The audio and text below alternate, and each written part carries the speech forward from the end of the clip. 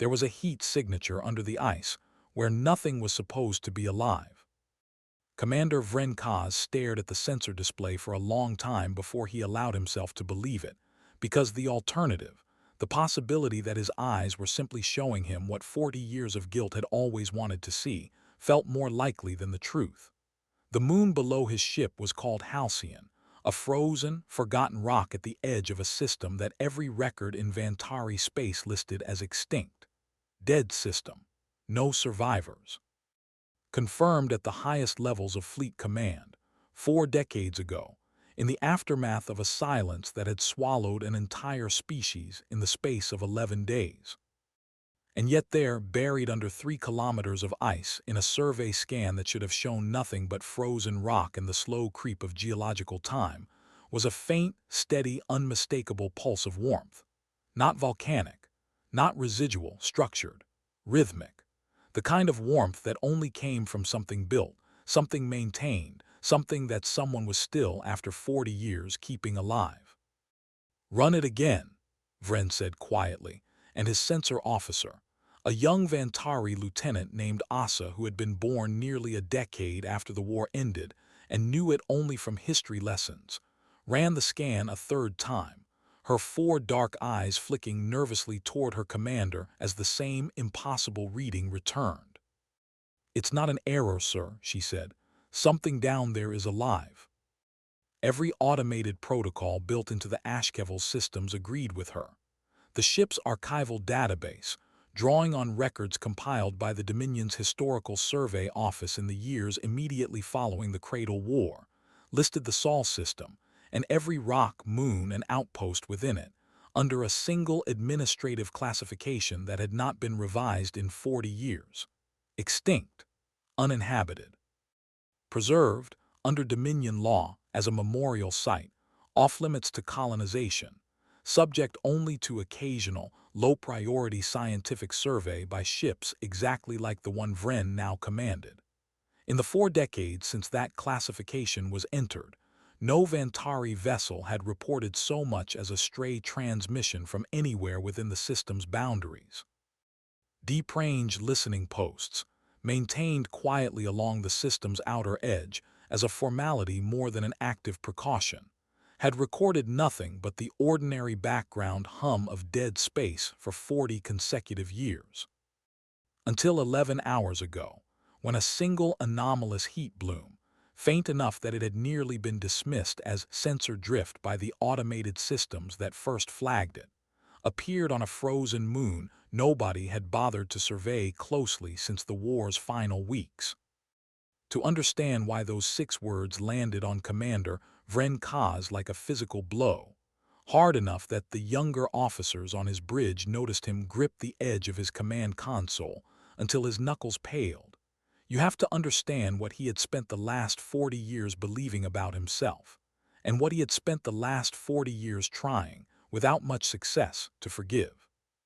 He had been young once, younger than Asa, even barely into his first command posting, a lieutenant assigned to the flagship HFY during the final campaign of what Vantari histories called the Cradle War, the 6-year conflict fought against a species called humanity that had, according to every briefing he'd ever received, met the Dominion's arrival with a stubbornness that bordered on suicidal. Humanity had refused every offer of surrender.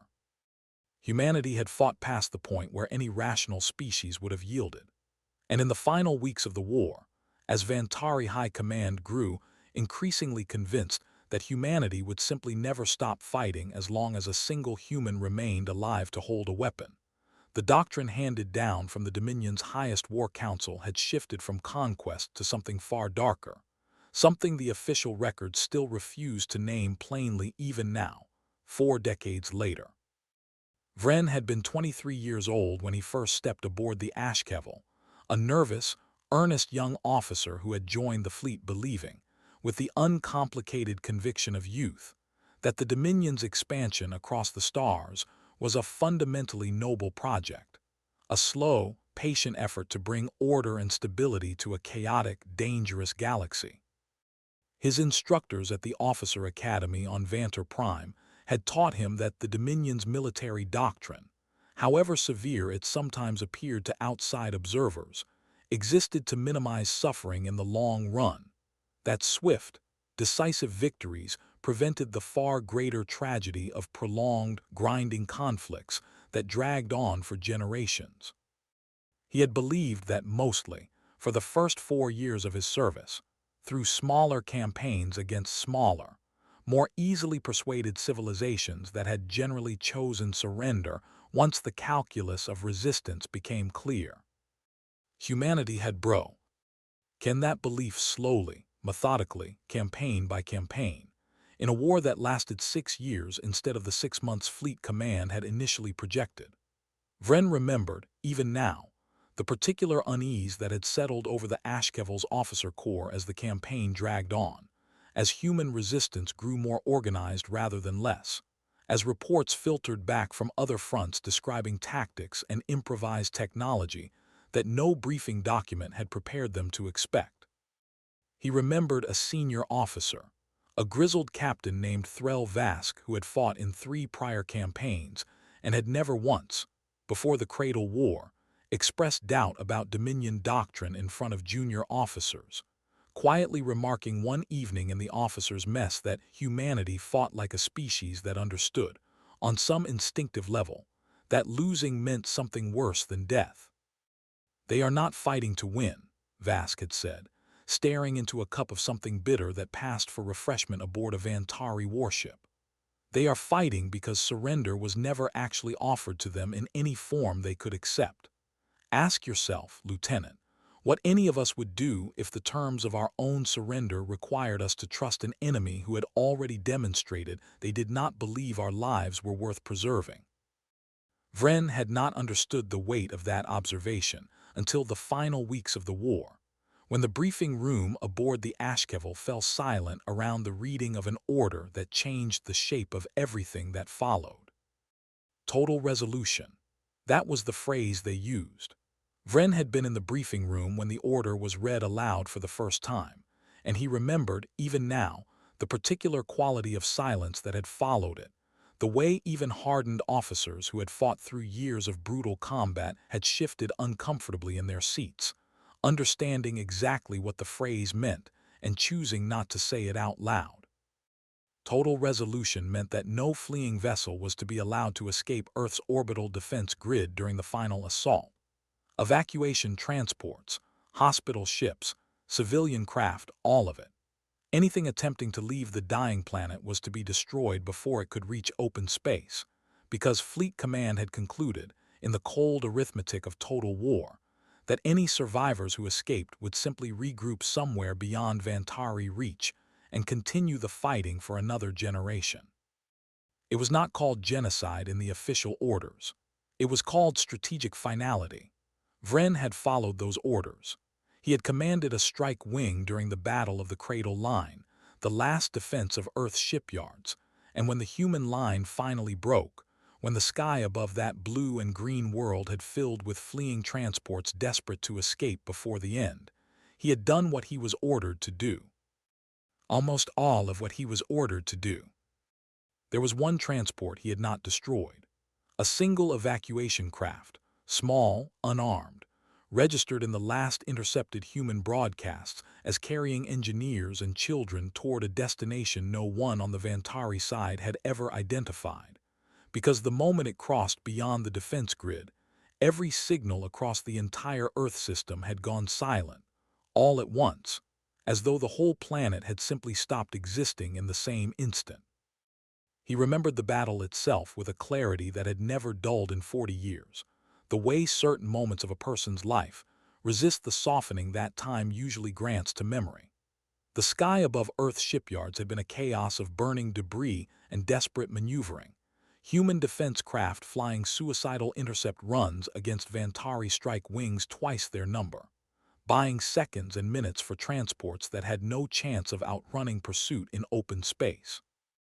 Vren's own wing had cut through 3 separate evacuation groups in the space of an hour, following orders with the mechanical, dissociated efficiency that combat sometimes demanded of even the most reluctant participants,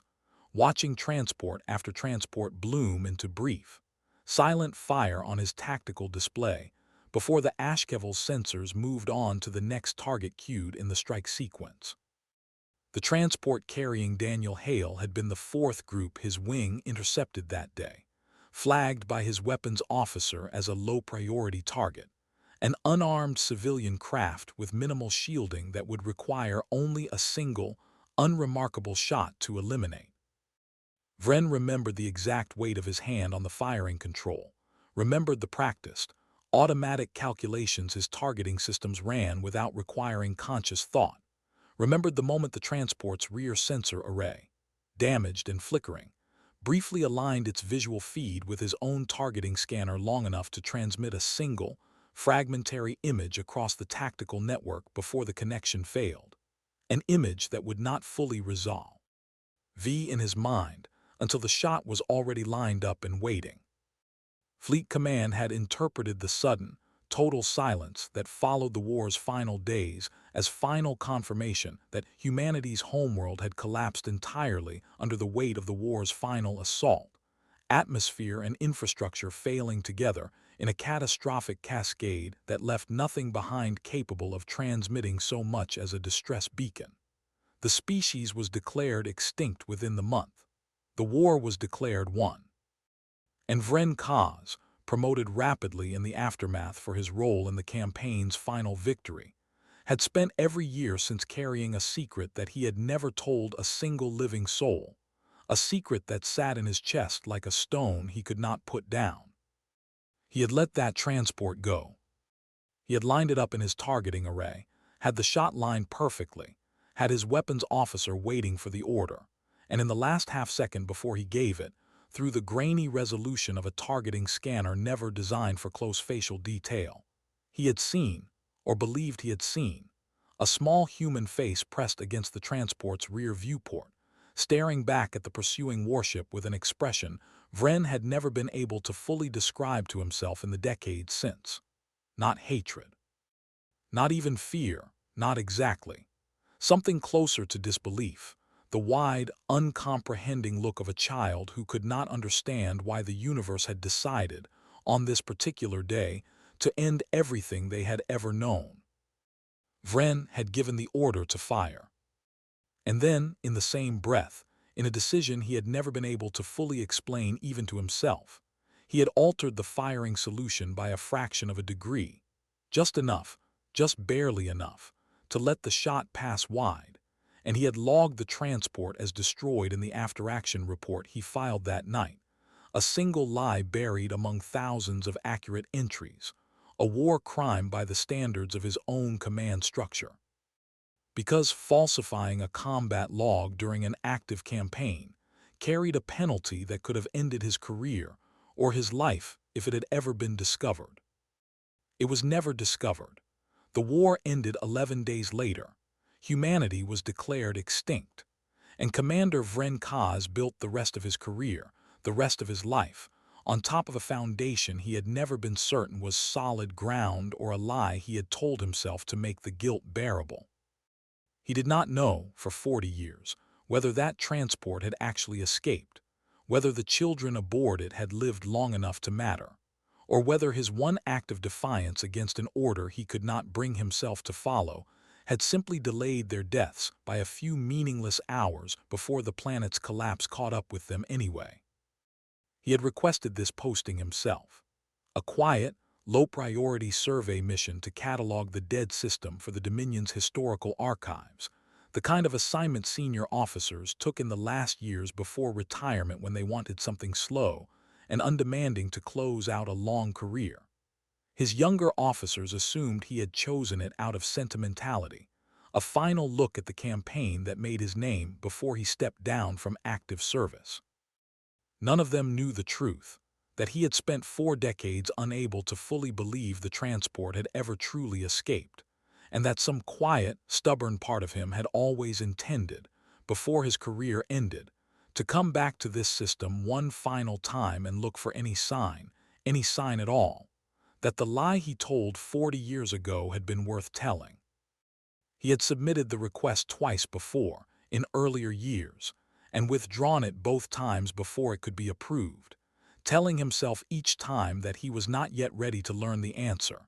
that the uncertainty, painful as it was, remained more bearable than the possibility of confirming his worst fear, that the transport had escaped his weapons only to perish anyway in the collapse that followed, that his one act of defiance had purchased nothing but a few extra hours of terror before the same ending found them regardless. It was only in the final year before his planned retirement, when the weight of not knowing had finally grown heavier than the fear of knowing, that he submitted the request a third time and let it stand. "Prepare a landing party," he said, his voice steadier than he felt. "I want eyes on that heat source before we transmit anything back to Fleet Command." Lieutenant Asa hesitated. "Sir, protocol requires immediate notification of any anomalous readings in a declared extinct system, if there's truly something alive down there."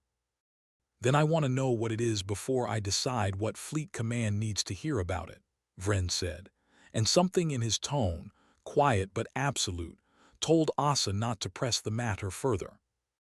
The descent through Halcyon's thin, frozen atmosphere took nearly 2 hours, the shuttle's sensors struggling against layers of ice and rock to pinpoint the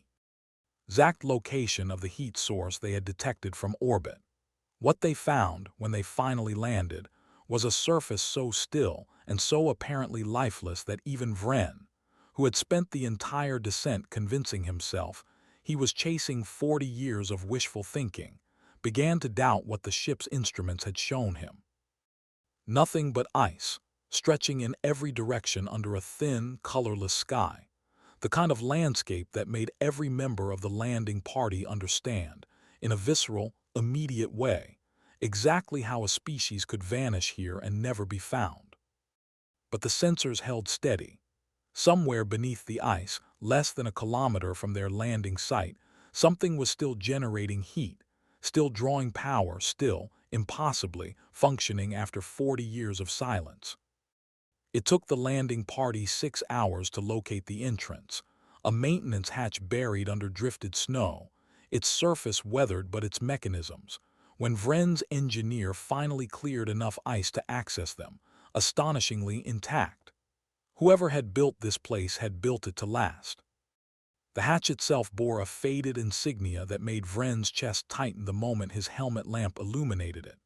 a stylized emblem of a torch held aloft inside a shield, half worn away by decades of exposure, but still, unmistakably, human in its design language, in the particular way its lines curved with an aesthetic sense no Vantari artist had ever quite replicated. Vren stood over that hatch for a long moment before authorizing his engineer to proceed, aware of a strange, unfamiliar reluctance settling into his chest, a fear that felt entirely disproportionate to the situation, and it took him several minutes standing in the freezing wind to understand what he was actually afraid of. He was not afraid of what might be waiting below. He was afraid of what it would mean, after 40 years of carefully constructed certainty, if the impossible thing he had privately hoped for since he was 23 years old turned out to be true. "Sir," his engineer said quietly, running a scanner along the hatch's edge, "this isn't a ruin, this is maintained. Someone has been keeping this seal functional, recently." Vren stood in the cold, in the thin, hissing wind of a dead world, and felt 40 years of carefully constructed certainty begin to crack open beneath his feet. The hatch descended into a narrow access tunnel, and the tunnel opened, after nearly 200 meters of careful, silent descent, into something that made every member of the landing party stop where they stood, weapons lowering slowly, almost involuntarily, as the reality of what they were looking at settled over them. It was a city. Not a large one, not by any galactic standard, but a genuine, functioning settlement, carved into the ice and rock beneath Halcyon's frozen surface, its corridors lit by soft, warm lighting that had clearly been engineered to mimic something like natural daylight, its walls lined with hand-painted murals depicting scenes Vren did not fully understand, forests and oceans, and skies the color of things that did not exist on this frozen moon, images preserved and repainted, generation after generation, by people who had never seen the real things themselves, but had refused to let their children forget what they looked like. Vren's engineer, moving cautiously ahead of the main party with a scanner still raised out of old habit, reported back in a hushed voice that the settlement's infrastructure was more sophisticated than anything the mission's preliminary briefing had prepared them to expect. Geothermal taps, sunk deep into Halcyon's core, provided steady power to hydroponic bays that stretched for what the scanner estimated as nearly 2 kilometers of tunnel,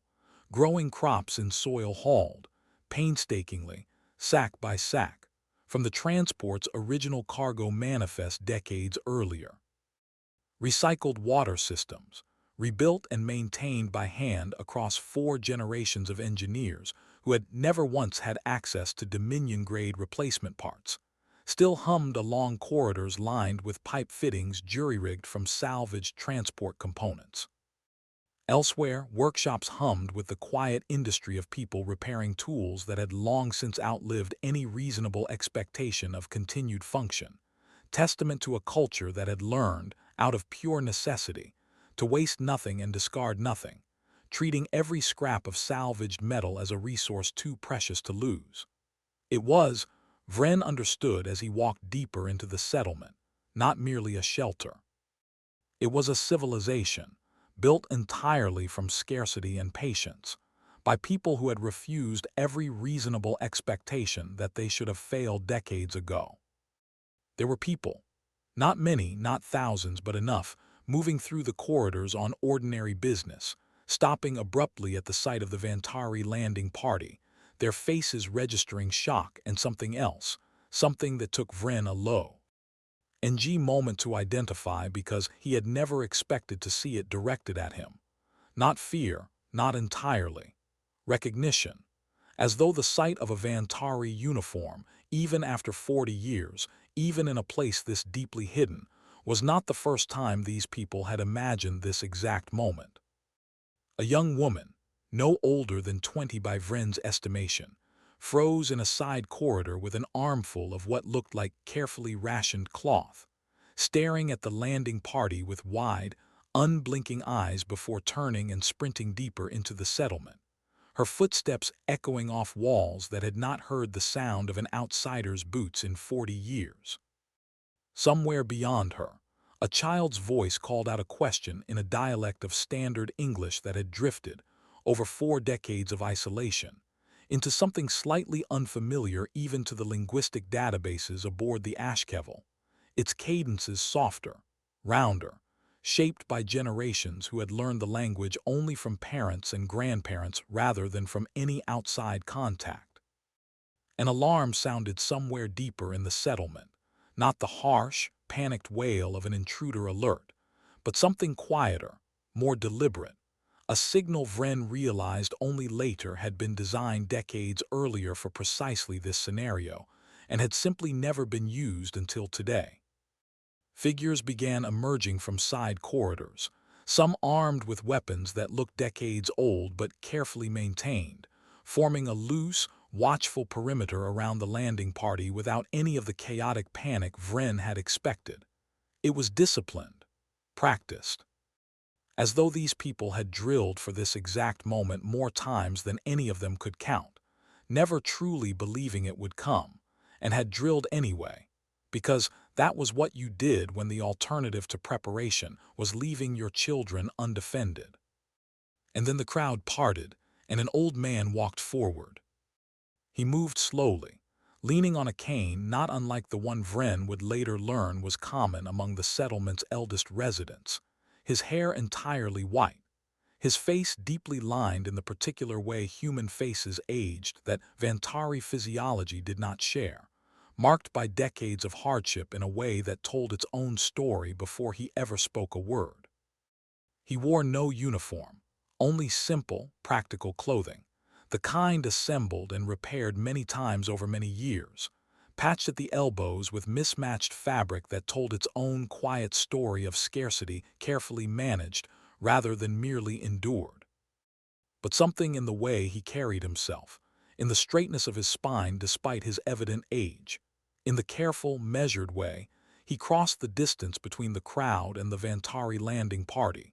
told Vren immediately that this man had once been a soldier, and had never entirely stopped being one, no matter how many decades had passed since the uniform came off. The younger residents of the settlement parted for him with a deference that Vren recognized instantly as something earned rather than merely granted by age. The kind of respect a community offers to someone who has carried more of its weight than anyone else for longer than anyone else could remember. A young man near the back of the crowd, no older than 16, reached out briefly to steady Hale's elbow as he passed, a small, automatic gesture of care that Hale acknowledged with nothing more than a brief, grateful nod before continuing forward alone. He stopped 3 meters from Commander Vren Kaz, close enough to look directly into the transparent visor of his environmental suit, close enough that Vren could see the old man's eyes moving, deliberately, across the insignia stitched into his shoulder, the particular pattern of rank markings that identified him not merely as Vantari military, but as a commander of a specific flagship,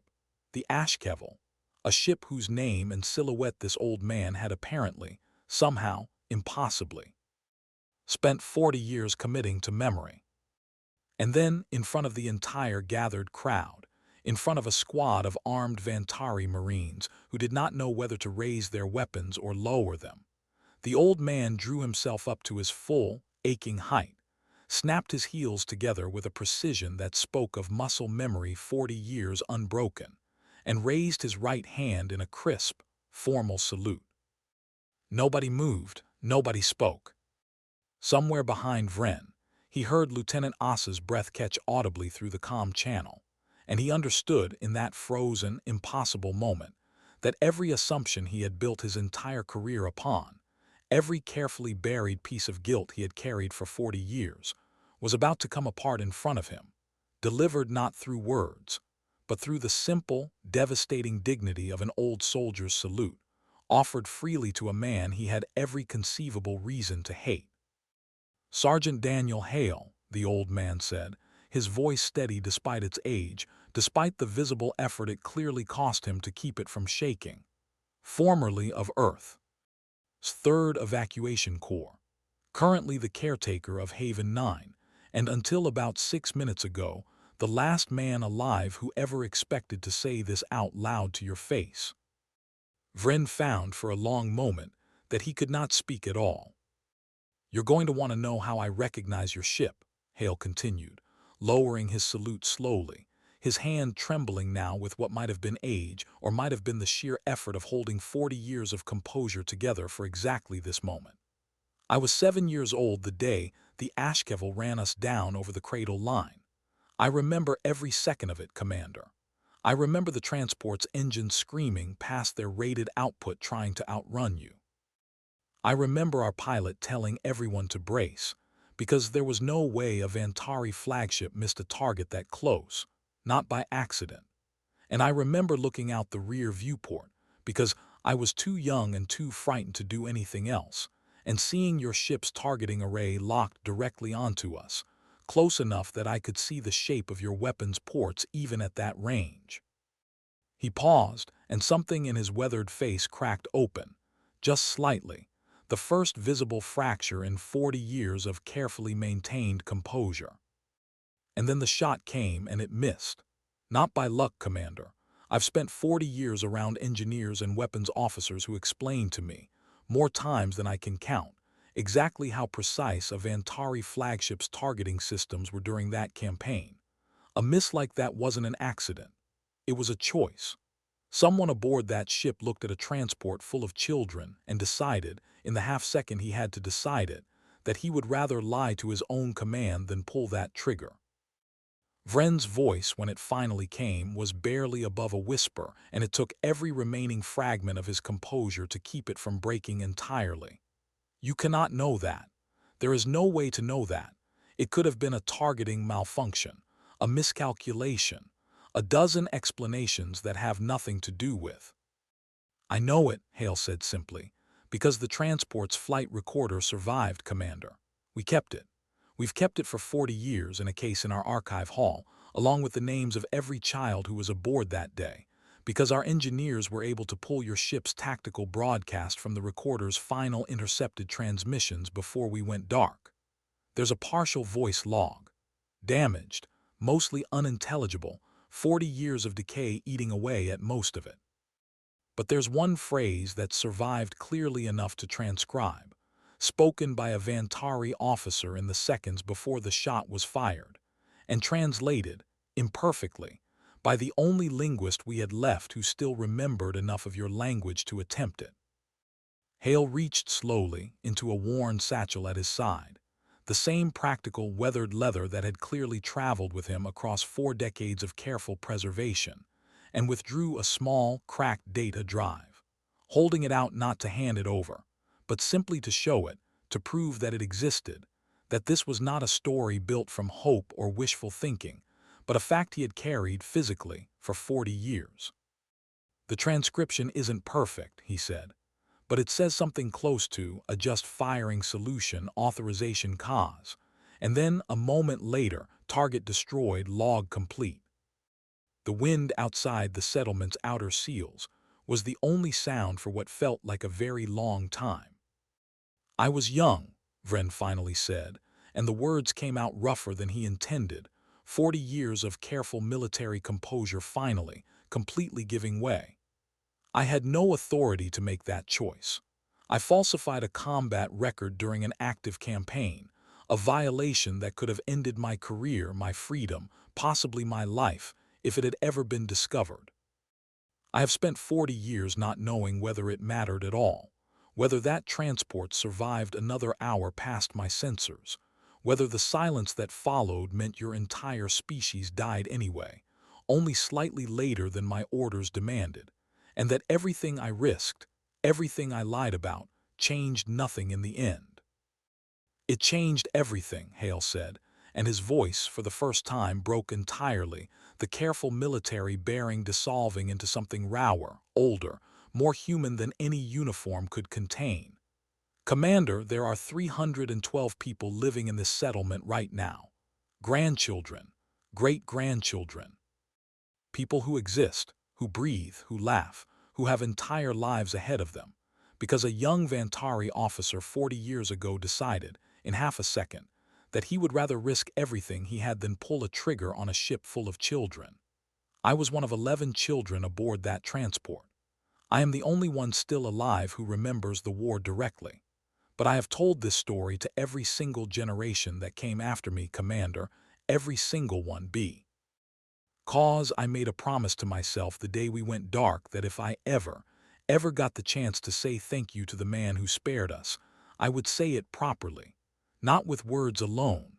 with everything a soldier has to offer another soldier who chose mercy when his orders demanded otherwise. He drew himself up once more, his spine straightening despite the visible strain it cost him, and saluted a second time, holding it longer now, steadier, the tremor in his hand gone entirely, replaced by something that looked, to every witness present, unmistakably like pride. That's why I saluted you, Commander Kaz, he said. Not because I was told to, not because I feared you, because 40 years ago, when everything in this galaxy told you it was acceptable, even required, to end my life along with the rest of my species, you decided it wasn't. That is the single most honorable act I have ever witnessed in a very long, very difficult life, and I have been waiting 4 decades for the chance to acknowledge it properly. What Sergeant Daniel Hale did not yet know, standing in that ice-carved corridor with his hand still raised in salute, was the full story of what had happened after that transport vanished from Vantari sensors 40 years earlier. And Vren, standing frozen before him, understood that the truth deserved to be told completely, however painful it was to finally say out loud. The plan, Vren explained slowly, once Hale had lowered his hand, and the crowd of settlement residents had gathered close enough to listen, though few of them fully trusted their translators to render every word correctly, had never been humanity's alone. Earth's High Command, in the final desperate weeks of the war, had recognized that total military victory was no longer possible, that the Dominion's numbers and technology would eventually overwhelm every remaining defense, no matter how fiercely humanity fought. Rather than continue a war that could only end in complete annihilation, a small circle of Earth's most senior military and scientific leadership had authorized something they called, in classified planning documents that Vren himself had only ever heard about secondhand through captured intelligence decades later, Operation Long Silence. The plan was audacious in its simplicity. If the Dominion believed humanity extinct, the war would end. Fleet Command would withdraw, and whatever remnant of humanity survived the withdrawal, hidden well enough to avoid detection, would have a chance, however slim, to endure and eventually rebuild. Earth's remaining defense grid, in its final hours, had not merely fought to hold the line. It had fought to buy time for a coordinated, planet-wide blackout. Every signal, every transmission, every trace of continued human activity deliberately silenced within the same 11-day window. Time to coincide with catastrophic damage to the planet's surface infrastructure that made the appearance of total collapse entirely convincing. Millions had died in that final campaign, a toll so catastrophic that it lent horrifying, undeniable authenticity to the story of extinction the survivors needed the galaxy to believe. But beneath that visible tragedy, in bunkers and hidden facilities across the solar system, in transports like the one carrying young Daniel Hale toward the outer system, in facilities exactly like Haven 9, humanity's survivors had gone to ground, prepared to wait, for however many decades it took, for the galaxy to forget them entirely. You were not the only mercy that day, Vren said quietly, but you may be the only survivor who ever learned the name of the officer who granted it. Most of my fellow commanders followed their orders precisely, Sergeant Hale. I do not know how many transports escaped because of choices similar to mine, made by other officers I never spoke to, who likely never told anyone what they had done, for exactly the same reasons I never told anyone what I had done. I do not know how many died despite every effort to save them. I only know that for 40 years, I believed I had failed to prevent a genocide I participated in, and that belief has shaped every decision I have made since, every promotion I accepted with a private sense that I did not deserve it, every honor I received for a campaign I privately considered the worst thing I had ever done. Then let this be the moment that belief ends, Hale said, and his voice, though still trembling, carried a conviction that filled the entire corridor. You did not fail us, Commander. You saved us. And I intend to make certain that every person in this settlement and every person we eventually bring back into the light understands exactly whose mercy made that possible. The days that followed tested Commander Vren Kaz in ways that 40 years of military service never had. He had discovered, in the space of a single afternoon, that the genocide he believed himself complicit in had never fully happened, that a species he had spent 4 decades quietly mourning had endured, hidden and patient, waiting for a moment they could not have predicted would arrive in the form of a low-priority historical survey mission, led by the very officer whose mercy had made their survival possible in the first place. But the discovery brought with it an immediate, urgent problem that Vren could not ignore, no matter how deeply the reunion had moved him. Fleet Command still believed humanity extinct, and within that belief lived a deeper truth that Vren understood better than almost anyone in the Dominion's current command structure, because he had lived through the War Council session where it was first proposed. There were still officers in the highest levels of Vantari leadership, men and women who had supported the doctrine of total resolution 40 years earlier, and had never fully abandoned the conviction that humanity, given any chance at all, would eventually rebuild and seek retribution for the war that nearly destroyed them. If Vren reported what he had found through standard channels, there was no guarantee that the response from Fleet Command would be reconciliation. There was a very real possibility it would be the very extermination operation long silence had been designed to prevent, delivered 40 years late, but with all the same catastrophic finality. In the days that followed his first meeting with Daniel Hale, before he returned to the Ashkevel to face the decision waiting for him there, Vren asked permission, with a formality that visibly startled the settlement's leadership council, to walk through Haven 9 unaccompanied by his own security detail, carrying no weapon beyond the ceremonial sidearm his rank required him to wear. Hale granted the request himself, over the objections of several younger council members who had grown up hearing stories of the Cradle War's horrors from grandparents who still, on certain nights, woke from dreams of the final assault,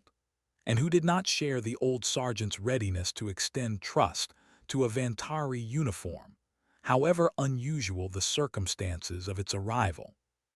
What Vren found, walking those ice-carved corridors over the following 3 days, reshaped his understanding of the war more thoroughly than any briefing or historical review ever had.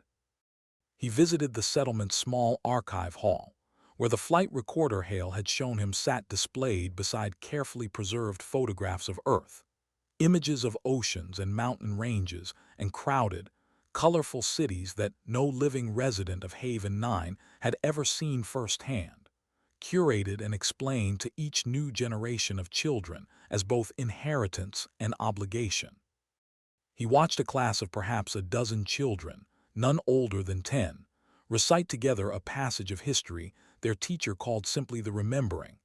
a carefully rehearsed account of Earth's final days that included, Vren noted with a tightness in his chest he had not expected, a specific, detailed description of the moment, of Vantari flagships shot past wide of a fleeing transport, taught not as a footnote, but as one of the settlement's foundational stories, recited with the same solemn reverence that other cultures reserved for their oldest, most sacred histories. "We did not know your name until 3 days ago," the teacher told him afterward, an older woman named Constance Reyes, whose grandmother, she explained, had been the transport's chief engineer during the escape. "But we have told the story of the officer who chose not to fire for 4 decades regardless, because Sergeant Hale insisted, from the very first year, that our children needed to understand something important. That cruelty was not the only thing the war ever produced. That mercy had happened too, even in the darkest moment we ever lived through, and that remembering it mattered as much as remembering everything we lost."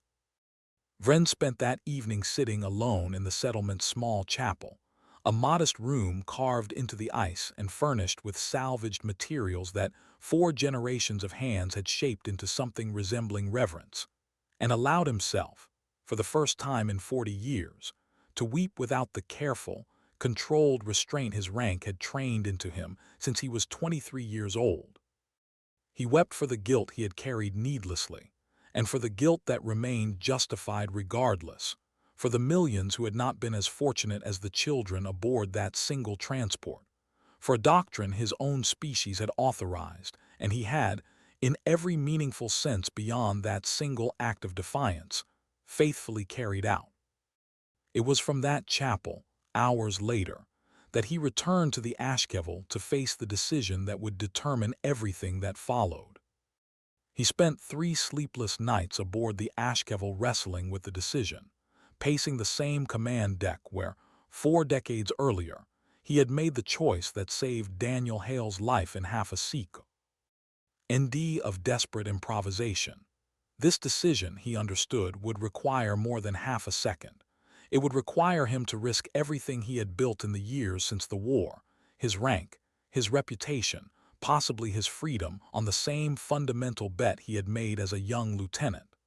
That mercy, offered honestly and without guarantee of reward, was still worth the risk it demanded. He called a meeting of his senior officers on the 4th day, gathering Lieutenant Asa and the rest of his command staff in the Ashkevel's briefing room, and told them everything. The transport, the falsified log, 40 years of silent guilt, and now, impossibly, 312 human survivors living beneath the ice of a moon that official Dominion records insisted held nothing but frozen rock. "I'm not ordering any of you to participate in what I am about to propose," he said, looking around the room at faces that ranged from stunned disbelief to something that looked, in Asa's case particularly, like quiet, fierce determination. Falsifying this mission's findings, delaying our report, buying time for these survivors to prepare and organize before the wider galaxy learns of their existence, carries severe professional and legal risk for every officer who chooses to participate. I will not think less of any of you who decide this is a risk you cannot accept, but I intend to do it regardless, because 40 years ago I learned that some choices are worth making even when the cost is uncertain, and I do not intend to abandon that lesson now that the stakes are higher than they have ever been. Lieutenant Asa was the first to speak, and her voice, when it came, carried none of the hesitation Vren had expected from an officer barely a decade into her career.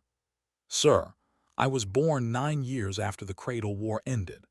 I grew up being taught that the war was a necessary, regrettable tragedy, that humanity's destruction was the unavoidable cost of a species that refused to accept peace on any terms. I have spent 6 years in the Dominion fleet slowly coming to understand that the history I was taught left out details that made the war, and the doctrine that ended it, far uglier than anyone in my education was willing to admit. I would very much like the chance to be part of a story that ends differently than the one I grew up believing was the only possible outcome." The rest of the command staff, one by one, gave similar answers, and within the hour, Commander Vren Kaz had assembled, without a single dissenting voice, a crew willing to risk their careers on a plan that would take the next several months to unfold carefully, deliberately, and they all understood dangerously. The plan itself, developed jointly between Vren's officers and the settlement's own leadership council over the following weeks, was built on the same principle that had kept Haven 9 hidden for 40 years in the first place: patience. That principle was tested almost immediately, in a tense council session held 3 weeks after Vren's first meeting with Hale, when several of the settlement's younger leaders argued forcefully against trusting any Vantari officer, however sincere his mercy 40 years earlier might have been, with the fate of 312 lives. A council member named Rosalind Acaffer, whose great-grandmother had helped design Haven 9's original hydroponic systems, spoke for nearly 20 minutes against the plan, her voice carrying the particular weight of someone who had spent her entire life being taught to expect betrayal from the species that had nearly ended humanity's existence. "We have survived 40 years by trusting no one beyond these walls," she told the council, with Hale and Vren both present, listening without interrupting. "I do not doubt that Commander Kaz showed genuine mercy once decades ago, but mercy shown once under extraordinary circumstances is not the same as trust extended for a lifetime. If we reveal ourselves and the wider Dominion decides, as it nearly did 40 years ago, that our survival represents an unacceptable risk, we will have no ice to hide beneath a second time. We will have already shown ourselves to the light."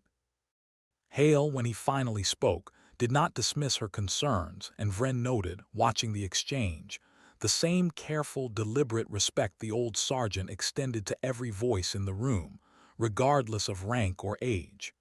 "Rosalind is right to be afraid," Hale said.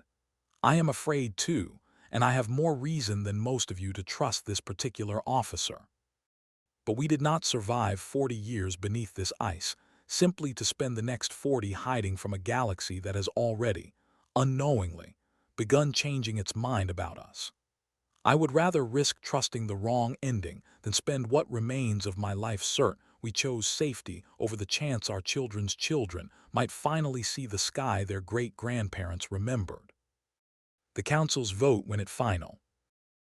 came was not unanimous, a fact Hale insisted be recorded honestly in the settlement's own archives rather than smoothed over for the sake of a cleaner historical narrative. 9 votes in favor of the plan Vren had proposed, 4 against, 2 abstaining. It was, Hale would say years later, Exactly the kind of narrow, difficult, honestly contested decision that a truly free people ought to be allowed to make for themselves.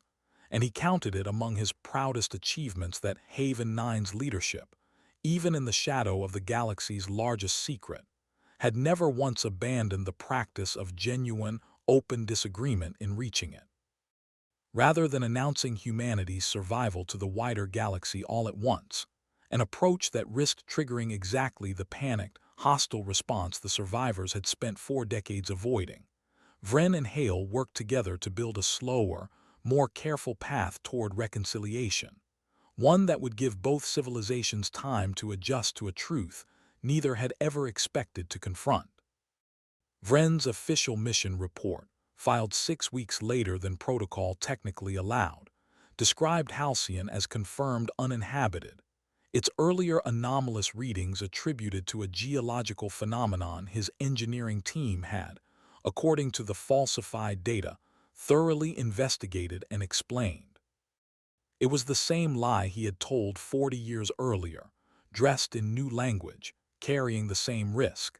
and he filed it with the same steady hand he remembered from that first, terrible choice, understanding that if it was ever discovered, the consequences this time would likely be far more severe than a young lieutenant's quiet reprimand. But this time, he was not acting alone, and he was not acting merely to buy a few hours of survival for a single transport. Over the following 2 years, working quietly through back channels, sympathetic historians, and a slowly growing network of Vantari officials who had spent decades privately uneasy about the doctrine of total resolution and its role in the Cradle War,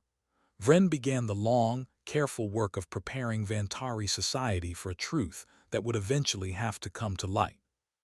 He commissioned, under a false research designation that hid its true purpose from all but a handful of trusted allies, an unofficial historical review of the Cradle War's final campaign, one that quietly, methodically, documented every irregularity in the official record, every gap in the story of humanity's supposed total extinction, every officer who, like Vren himself, might have made a similar choice in similar circumstances and never spoken of it. The review found 17 other cases, 17 other transports, scattered across 17 other falsified combat logs, filed by 17 other officers who had each, in their own half-second of impossible decision, chosen mercy over the doctrine they were ordered to follow. 12 of those officers were still alive, still serving, still carrying, Vren discovered as he tracked them down one by one over the following year, the exact same private guilt he had carried for 4 decades, never suspecting that their quiet defiance had not been an isolated act of individual conscience,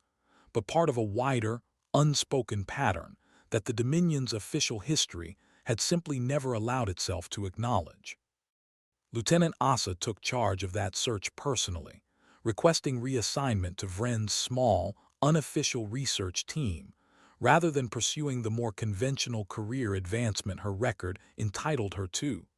a decision that surprised her own family, who had hoped she might one day command a flagship of her own. She spent months combing through archived personnel files, cross-referencing minor irregularities in 40-year-old combat logs that had never been flagged as suspicious, because no one, in 4 decades, had ever thought to look for a pattern of officers who had quietly chosen not to fire. She found Captain Threl Vask, the same weary officer whose warning Vren remembered from the Ashkevil's mess hall decades earlier, still serving in a minor administrative post he had never been promoted beyond, and who wept when Asa finally located him, upon learning that a transport he had privately allowed to escape during a raid near the outer defense line had carried, among its passengers, an entire extended family that had gone on to found one of Haven Nine's founding agricultural cooperatives. I told myself for 40 years that it did not matter, Vask told her, in an interview Asa later included, with his permission, in the Historical Review's final report. That one transport, one act of quiet disobedience, could not possibly have changed anything in a war that ended in total tragedy regardless. I was wrong to believe that, Lieutenant. I understand now that mercy does not require certainty to be worth the risk. It only requires the willingness to try. When the truth was finally, carefully, deliberately released to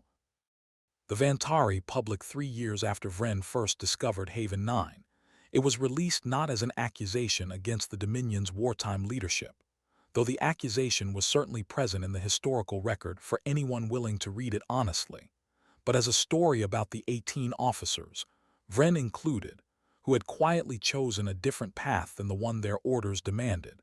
and the humans, like Daniel Hale and Haven 9's 312 survivors, whose lives had been shaped by those choices. It was a story designed with the same patient, careful strategy that had kept humanity hidden for 40 years, to give Vantari society a version of the truth they could accept without the immediate, defensive hostility that a blunter accusation might have provoked.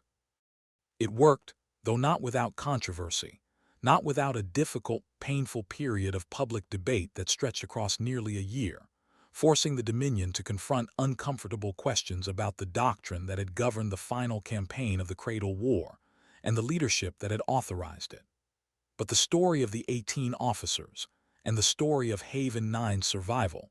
ultimately proved more powerful than the fear and old hostility some had expected to dominate the public reaction. Vantari citizens, most of whom had grown up, like Lieutenant Asa, believing the Cradle War's ending was a necessary tragedy, found themselves confronted with proof that a different ending had always been possible, and that some among their own military had chosen it, quietly, at enormous personal risk, without ever expecting recognition or reward. The most difficult moment of that year came during a formal inquiry convened by the Dominion's High Assembly,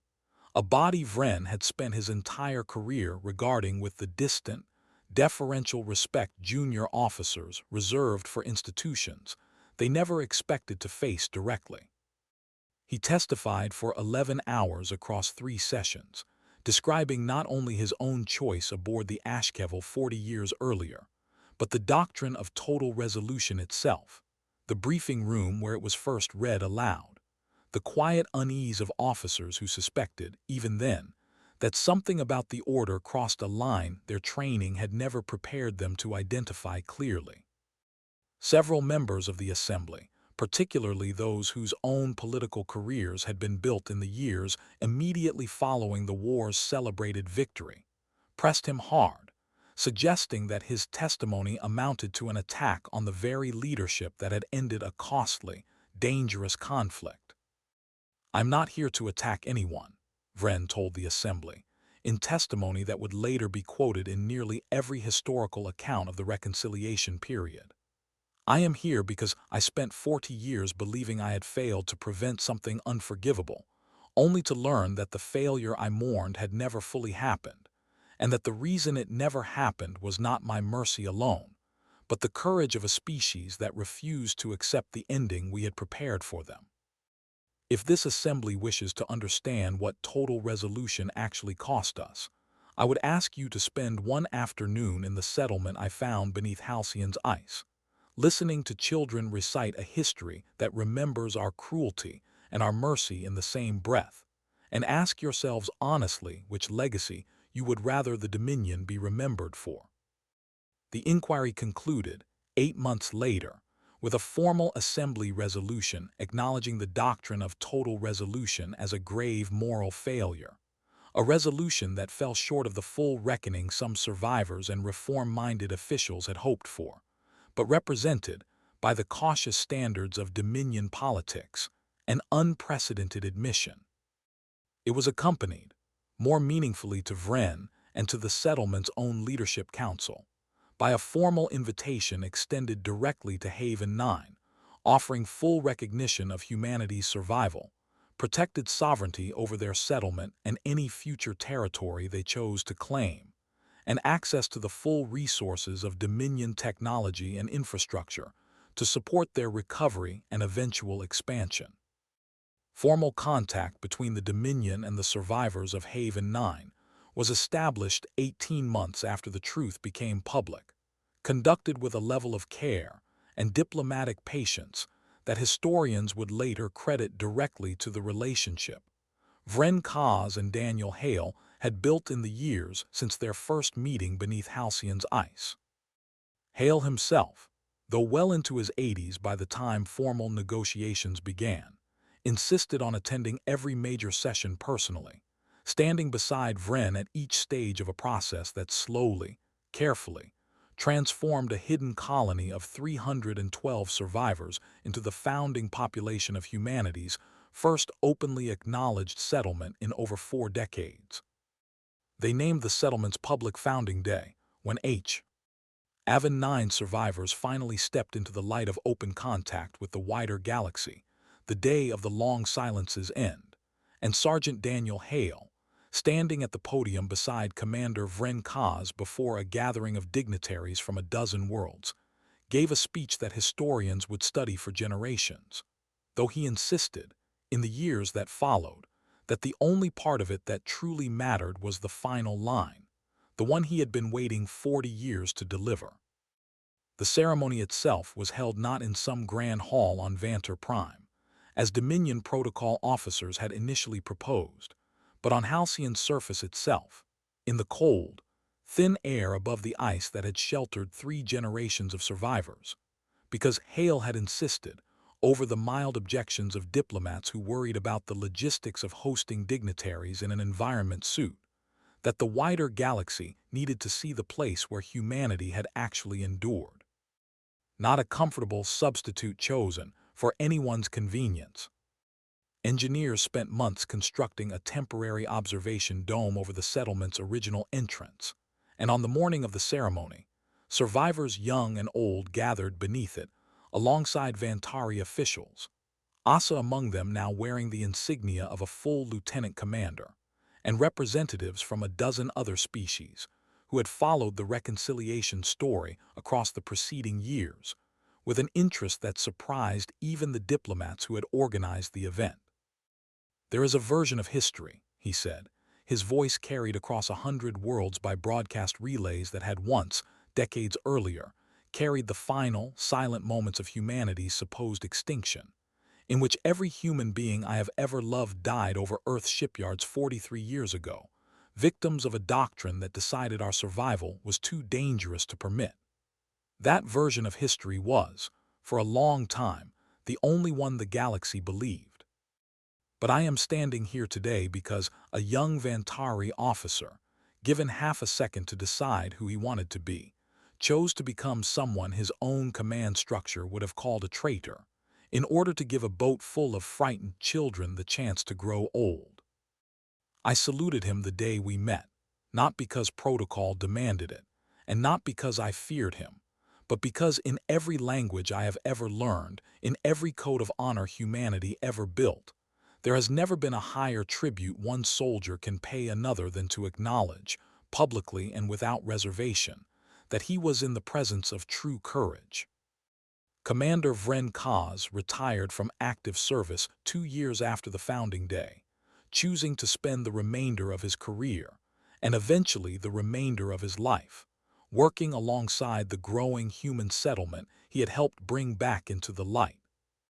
He and Daniel Hale remained close for the rest of Hale's long life, an old soldier and an old commander who had somehow, against every reasonable expectation the galaxy could have offered them, become something like family in the years after their first, impossible meeting beneath the ice. Their friendship took on a rhythm neither man had expected when it began. Vren built a small home on Halcyon's surface, near the settlement's expanding surface facilities, and spent his mornings, more often than not, walking down into Haven 9's original corridors to sit with Hale in the same archive hall where Constance Reyes had once taught her class the remembering. They rarely spoke in those quiet mornings about the war itself, having said, in the early years of their friendship, most of what needed saying about the past. Instead they talked about smaller things, the settlement's expanding hydroponic bays, Asa's steady rise through the reformed Dominion fleet, the grandchildren and great-grandchildren who filled Hale's small quarters with a noise and warmth that Vren, who had never married or raised children of his own, found himself treasuring more than he ever expected to. Hale taught him over those years small fragments of human customs that had survived 4 decades of isolation, card games played with a worn deck that had crossed the void aboard the original transport, songs half-remembered from childhoods on a planet neither of them would ever see restored to what it once was, recipes improvised from hydroponic ingredients that approximated, as closely as 40 years of scarcity allowed, dishes Hale's own grandmother had once cooked in a kitchen on Earth. Vren, in turn, brought Hale slowly into a wider understanding of Vantari culture, its own long, complicated history of conquest and reform, its own quiet traditions of honor that, Hale came to realize with some surprise, were not so different from the ones humanity had carried through its own long, difficult centuries. "We are not so different a species as either of us was raised to believe," Hale told him once, during one of their last long conversations before Hi's health began its final decline. "I spent my whole life being taught that your kind understood only conquest. You spent yours being taught that mine understood only defiance. We were both wrong, Commander, and it took the two of us most of a lifetime to prove it." Hale passed away peacefully 11 years after the founding day, surrounded by grandchildren and great-grandchildren who had grown up knowing his story not as legend but as living history. And Vren, present at his bedside, just as he had been present at the moment their story truly began, held the old sergeant's hand and said, quietly, the words he had never quite managed to say clearly enough during all their years of friendship. "You did not need to salute me that day," he said. "I was the one who owed you everything. I had spent 40 years believing myself a quiet participant in genocide, and you were the one who gave that belief its ending, simply by choosing to stand up straight and honor a choice I was never certain had mattered at all." "That's exactly why I did it," Hale said, his voice faint now but steady, the same steadiness Vren remembered from the first moment they had ever spoken. "Because somebody needed to tell you it mattered before you ran out of years to hear it. I was not going to let the man who saved my life go to his own grave believing he was a monster. That salute was the only language I had, Commander, and it was the truest thing I have ever said to anyone." Halcyon's frozen surface still bears the marks of Haven 9's original entrance today, preserved now as a memorial site visited by both species, its corridors lined with the same hand-painted murals that once reminded a hidden generation of forests and oceans they had never seen with their own eyes. Visitors who make the journey out to that distant, frozen moon, human and Vantari alike, are guided through the settlement's original corridors by descendants of its founding survivors, who still recite, to every touring group, the same passage of history Constance Reyes once taught her class of children, the remembering, now expanded across the decades to include not only the story of a falsified combat log and a fleeing transport, but the story of the 3-day inquiry that followed, the 18 officers who chose mercy over doctrine, and the old sergeant who waited 4 decades for the chance to say thank you properly. Historians on both sides of the reconciliation still debate which single moment truly ended the long, quiet aftermath of the Cradle War, the falsified combat log of a frightened young lieutenant, the 4 decades of patient survival beneath the ice, or the simple, unshakable dignity of an old soldier who chose, against every reasonable expectation, to greet his supposed destroyer with the highest honor his training had ever taught him to give. Daniel Hale, in every interview he gave during his long final years, insisted it was never really about any single moment at all. It was about the choice, made in the dark, decades before anyone was watching, to become the kind of person worth saluting in the first place, and the choice made in return to notice when someone had already earned it. Commander Vren Kaz, in the final interview he gave before his own death some years later, was asked by a young Vantari historian what he wanted future generations, both human and Vantari, to remember most about the story that had defined the second half of his life.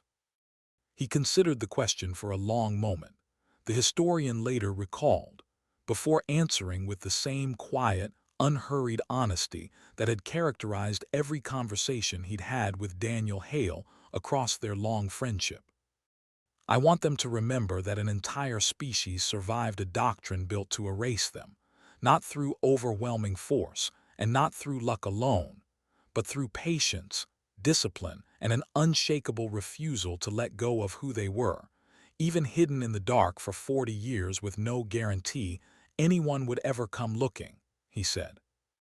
And I want them to remember that when the moment finally came, when an old soldier who had every reason in the galaxy to hate me stood in front of his own people and chose, instead, to honor a single act of mercy, he taught an entire civilization something about grace that we had never fully understood about ourselves. That is the story I hope survives us both. The young historian, ending the interview, asked one final question, almost as an afterthought, about the salute itself, the single gesture that had, more than any treaty or assembly resolution, come to symbolize the entire reconciliation in the popular imagination of both species. Vren considered his answer for a long moment before offering it,